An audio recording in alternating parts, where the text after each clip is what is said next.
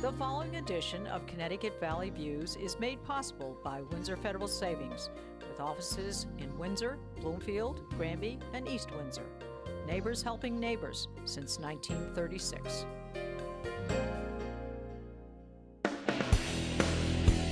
Join me, Susan Regan, host of Connecticut Valley Views, the most widely watched interview program on Connecticut Public Access TV. Proof to the people is the byline, insight without bias, generating a 360 perspective. Our mission is to focus on topical subjects with thought-provoking interviews regarding municipal leadership, current affairs, educational and political topics, as well as key destination points in New England. And here is your host for Connecticut Valley Views, Susan Regan. Hello, and thank you for joining me today. My guest is Estelle Kafer. She's Executive Director of the Jewish Historical Society of Greater Hartford in West Hartford, Connecticut. What a pleasure to be here with you today. Thank you. It's a pleasure to be here. Let me just ask you a first question. How did you get involved with this organization? Well, that's a good question. My predecessor, Marcia Lotzstein, who was the director for 22 years, approached me. We knew each other through an organization, and she approached me and asked me if I'd be interested in the position. I had a lot of community, I was very involved with many community organizations and had a background in the arts and in history. And we spoke a lot about the position. I didn't know too much about the Jewish Historical Society or about the history of the Jewish community, but it sounded fascinating, and I interviewed for the position and received it. So How long ago was that, Estelle? That was over 10 years ago. So time passed fast? Yes, Yeah. it does. And what have you seen probably as the greatest change during that period of time? Since when you took over, you've expanded, you've got a lot of programs going on, but what do you see? Well, a change I see, and one that was an important vision of mine, was to, once I realized the fascinating history that there was of the community, I realized that it needed to really be come out of the archive, and a lot Come to life, as it were. Come to life, and it was sitting in the archival boxes, and most people did not know about it, and I thought it was so important to raise the awareness of this history, and I proceeded to, through exhibits and programming, do this. Do you have, now you have a staff, or is it volunteers? We have 3 part-time staffers, myself, I have project coordinator and an archivist, both 2 days a week. 2 days a week. All right, well, let's start with the history of the society. Tell us a little bit about that so that we can kind of wrap our arms around where the significance of this organization lies. Sure. It was back in about 1971, and a group of individuals that were involved with the committee at the Jewish Community Center were setting up an exhibit on the Lower East Side, New York's Lower East Side. And they thought that wouldn't it be a good idea to try to incorporate the history of the Jewish early community also, which also was on the east side of Hartford. Down near the river. So they put a call out to friends and relatives for photos and materials about the history, about the first Jewish community, the early community, and the response was so great that they realized they had the basis and the foundation for an archive. All right, well, in forming this, what was the makeup? I mean, did they decide they needed a board, or they needed a group of people, or what was the format that they felt that would be? Well, first they felt, of course, they needed someone to organize the material, an archivist, and they did have, early volunteer people doing this, and then later on hired a professional, but in an archive, of course, that is one of the most important things. They also did develop a board of directors, and volunteers were very important, of course, in Which the is early days. always a contributing factor, obviously, to save costs and money. Right. But you also have a sense of people who are working for you who truly want to be there and contribute, because they are doing it literally for nothing and giving their own time. Yeah. Now, the organization then, what is the growth? Where are you now in membership, and where would you be able to estimate it started with for membership? Yeah, I'm sure it started with, probably 100 or a few hundred members back in the 70s, but it's grown quite a bit since then. We now have 700 to 800 members. Most of them are family units, couple, but we also have some individuals, and we have some students. So it has grown quite a bit. Well, you have some book publications that I know that are important for us to talk about. They are an area of financial contribution, and that we sell, and you sell the books and so forth. So tell us a little bit more about those. Okay, well, the most important books that we've done are journals, and they're part of a journal series called Connecticut History Journals. And we originally published, before I came, 3 journals. The first was on Jews in Connecticut politics. The second was on the history of the Jewish Soviet Jews that came in the 70s and 80s. It was an oral history project and an exhibit, but we also made it into a journal. And the third is an architectural survey of all the Connecticut synagogues, historic synagogues before 1950. So it was really 100 years, because the first synagogues really were established in the mid-1800s. So it was 100 years of Connecticut Jewish synagogues. So those were our preliminary first journals, scholarly journals. Then we went on to publish, when I came, because I heard so much about the life that was in the North End, the big Jewish community of Hartford, I decided that we needed to capture and preserve those stories. So we proceeded to set up a committee that would help with collecting those stories, editing them. These are personal accounts? Is that what you're saying? Personal accounts, yes. Okay. Personal accounts of growing up in Hartford's North End. And we received many stories through email, through written stories. We did some focus groups, and we also collected photographs. We had quite a few here in our archive, but we collected more. So our first publication, the history of the North End Jewish community, was very successful. In fact, it went into 3 printings. I kept having to print it.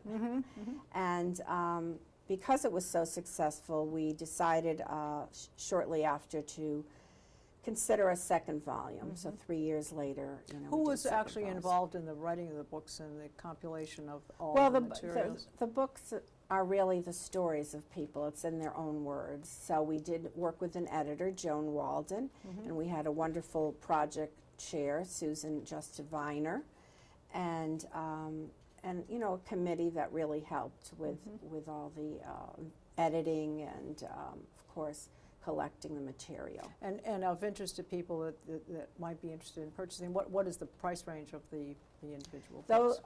The journals, the first journals are $20, and the latter 2 I just talked about were $25.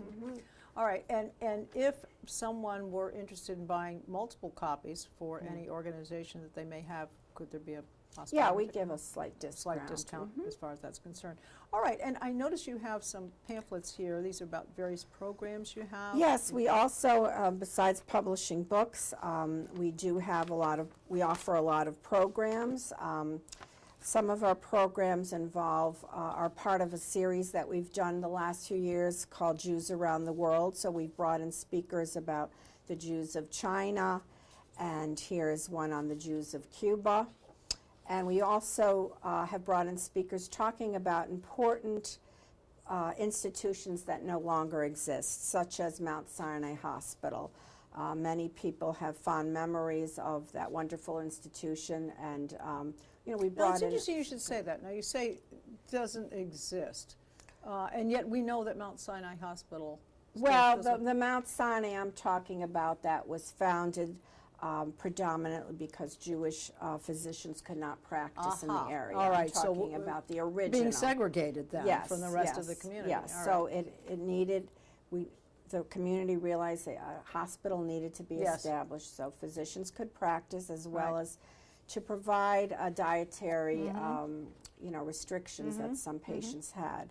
So it was founded, and for many years, existed on its own. Of course, I know that it now it has morphed into a St. Francis, which Yes. is wonderful. Yes. Collaboration, but this is a history about the original hospital. That is interesting, because that shows you how well integrated now and how accepting the community is Right. of all of that. So that's a very interesting Yes. piece. We also did a fascinating program on Nathan Margolis, of course, who was a Jewish cabinet maker, and in the early part of the century, and his wonderful, as people know, Margolis, the name, his amazing reproductions of antiques were, something that many Jewish families, and as well as anyone, strive to have in their home. So we had some wonderful photographs, and we brought in some researchers talking about that. We've also done a number of exhibits and other programs, including some films we've produced. We produced a film about which was originally an oral history project, and that was about the Jewish women in World War II. And we Now, is this what they were doing for the war effort at this end, or what was that specifically it was about? what the women were doing for the war effort at home and abroad. I had come across a collection of interviews that we had done in the 70s and 80s in the archive, and I thought, what a fascinating history, and it really deserved to be, again, attention deserved. I would agree with you, because I don't think that people really recognize the individual cultures that contributed to what we considered a global war, but they don't realize, we tend to think of Americans working together. They don't see them as a group of people that made some very historical contributions. And so what you've done is you've honed in on, I think, things that people would never know about if you didn't bring them out of the closet, as you said. We hope so, and yeah. bring them forward. But this was a fascinating project, because we learned how women really played such an important role, not just Jewish women. This is, of course, a international history and story, but how they played such an important role during the war, not only on the home front, but at home, and providing some of the work that the men that left to go fight, So, and then when the men came back, the women were replaced. So now, when you're putting these programs together, and or making it part of the books that you've published and so forth, you're able to then go to the individuals, and I mean, how do you cull the pictures? You have to find from your members, or members who know other people who might have a source, and then that's how you get this project. It was interesting, because we worked actually with Jewish Women's Archive, which is an organization out of Boston, who helped us collect the material. We took one day and did something like a road show, where we put a call out through the media and newspapers for women that had some material, photos, stories, and it was a Sunday, and we had over 50 women that responded, and that became the basis for the film and the exhibit. So we did have some help with that, but it was great. Another exhibit that we did a number of years back was the Hartford-Israel connection, and how this community really contributed to the Zionist cause and helped with providing arms and just really a lot of funds that Israel so badly needed in pre-1948. We also did a great exhibit on Sophie Tucker.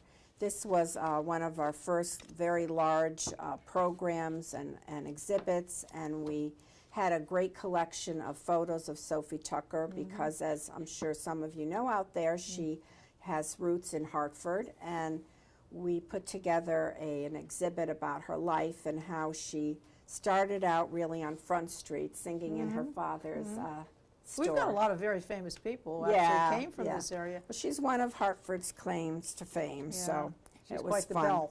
And actually, we're working with the JCC is promoting a wonderful film that's just come out, which will be available in March, the opening, about Sophie Tucker.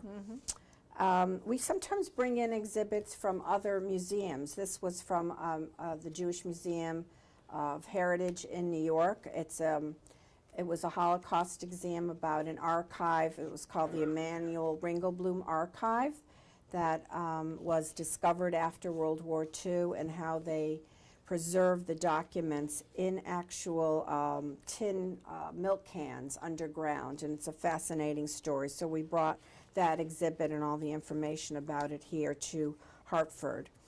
There was a boxer, a famous Jewish boxer, who was called Louis Kit Kaplan, was his nickname, Kit Kaplan.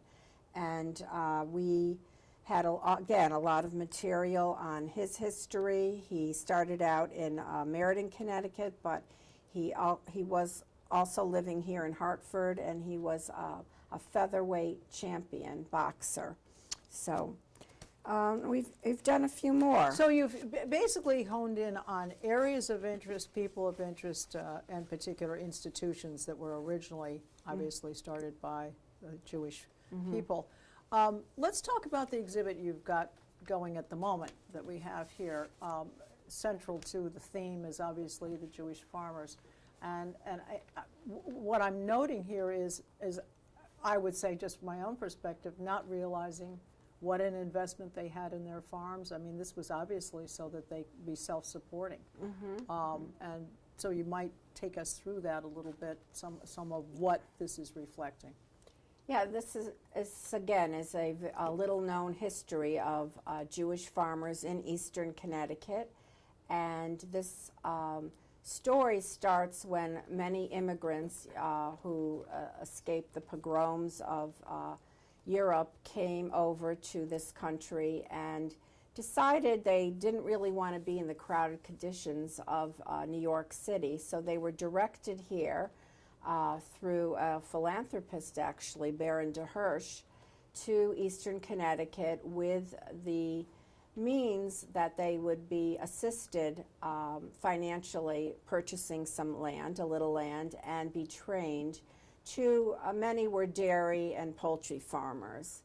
And because they came from Europe, many were Orthodox Jews, so of course they had to set up their own little synagogues and their own schools and their own communities, and they did so. So at one time, you know, there were quite a few in many of the towns, such as Lebanon, Norwich, Colchester. So this is an exhibit about that history. We've also done it's one of our journals, A Life of the Land. And right now we're offering actually a tour, when will that bus be tour. Yeah. The next bus tour will be towards the end of April, and we'll be offering a bus tour visiting some of these farming communities, Jewish farming communities. So they still exist? Or are we talking about this is where they were? Exist. Yeah, okay. We talk about the history, but what does still exist is a number of the small synagogues that were established. A few of them are still active, and the ones that aren't, we are able to, you know, go inside and actually see them and how they were built, many by hand by the Jewish farmers. Well, we're hoping that while we're having this dialogue that we are reaching out to the community in order to have people gather information and background on your organization. But let me just ask you this. What is the age range, or what would be the median range of your membership now? And let's talk a little bit about the importance of the younger generation understanding where they came from. I mean, I think that's key to enlarging your membership. Well, many of our members have grown up in Hartford, and therefore they feel it's so important to preserve the history and, you know, the knowledge of the community. However, I firmly believe that if you live in a community, you really should learn and educate yourself on the history of that community, you know, wherever you were born. This is your home now, and I think in order to kind of see the future, it's important to know where you've come from. And I we hope that we will attract, a younger population than we have.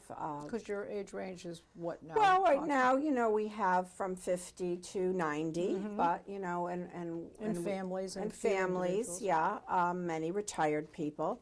But we're really striving to attract, middle-aged and younger people, even young leadership, because, they will also carry forth the continuity and the importance of And you history. and I were talking earlier that you said that once the young people actually come here and get the opportunity to see that and to take us through the archives. I mean, we've got some wonderful archives here. They're obviously full of information, background materials, that actually there is an excitement there, and I think we need to impart that to our viewing audience. That once you're actually here and then you start to say, oh, I remember, and then they have a story to tell. Right. But it hasn't been talked around the kitchen table because there hasn't been time. People are Right. too busy in their day-to-day lives. Yeah, we would be delighted to have people come to our office and see our archive And become yeah, involved as a come volunteer. involved as a volunteer. We have many, projects to be involved with, fascinating projects, oral history projects, exhibits, and we also want them to see the wonderful archive that we do have here and the richness of Now, the you history. have some volunteer opportunities, is that right, for people to do? Yes. What kinds of things could they become involved in helping out? Well, we're always looking for people that may be interested in interviewing individuals, or doing transcriptions is very important. We have close to 2,000 oral history cassette tapes, and many are the old-fashioned cassette tape that has not been transcribed yet because we have so many. We also have opportunities to get involved with a program, helping plan it, helping run it, an exhibit. Exhibit work is always a lot of fun. We're actually doing an exhibit this summer on the Jewish wedding. We have a great committee now working on that. So there's always something to do here. Well, you talked about the Jewish wedding. Have traditions actually changed over the years for the Jewish community? I mean, have they melded into more of a more contemporary mode? Is that changed? Well, the fascinating thing is some traditions have morphed and changed, and there's some that have stayed the same, and some have been lost. But I think it's so interesting how you can really customize, your wedding today and take what you like. And from what I've been hearing, there are many people that aren't of the Jewish faith that incorporate some Jewish traditions. Yes. So that's fun to Well, hear. the other thing that I think is important is that today, given more contemporary times, the diversity of our cultures, where you have one of a couple is Jewish, the other is not. Correct. Of a different faith.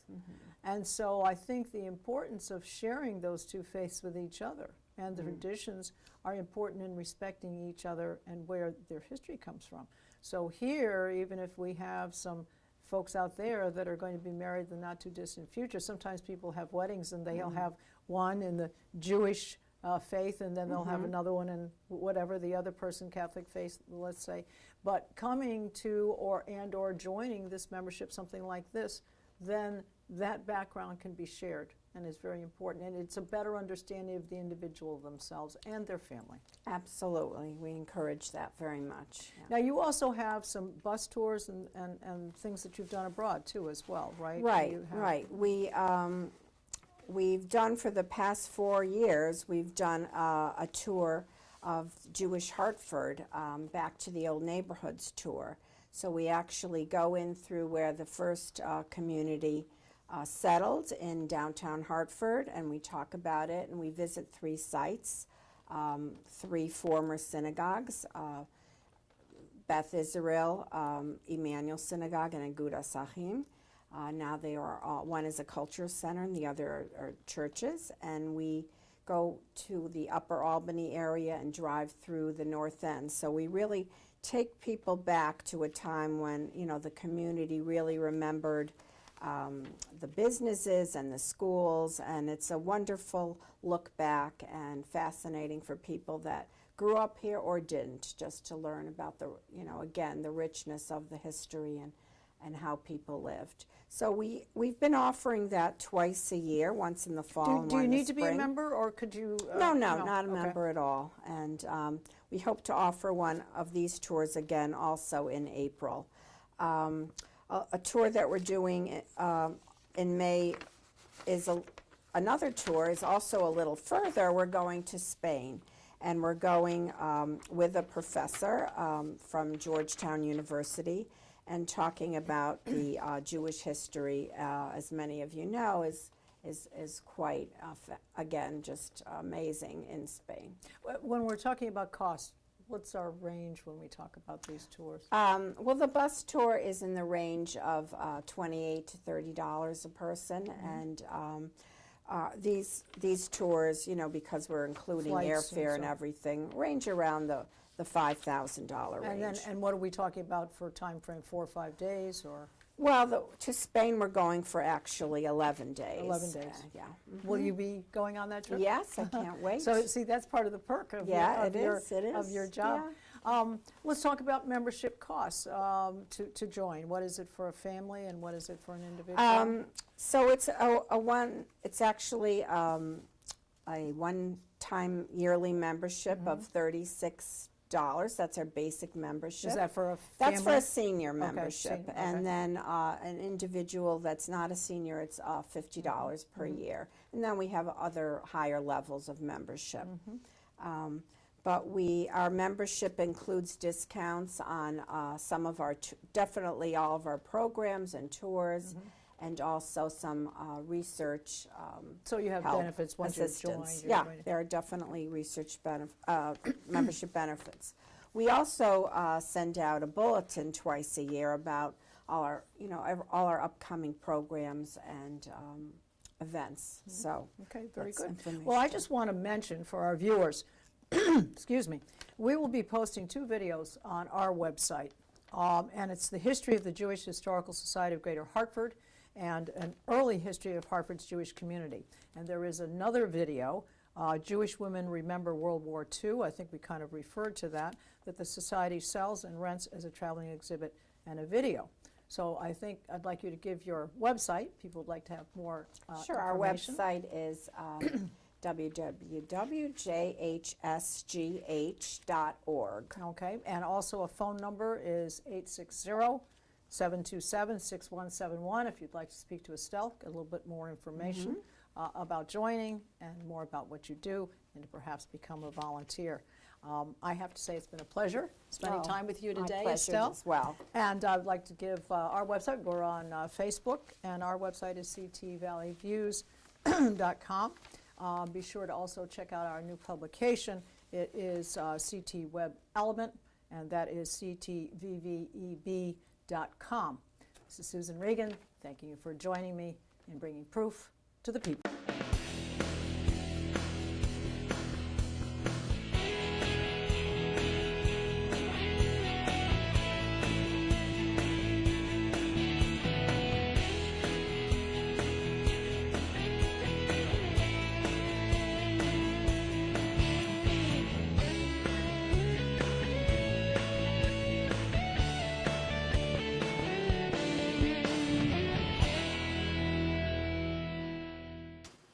Our thanks to Windsor Federal Savings for making this program possible.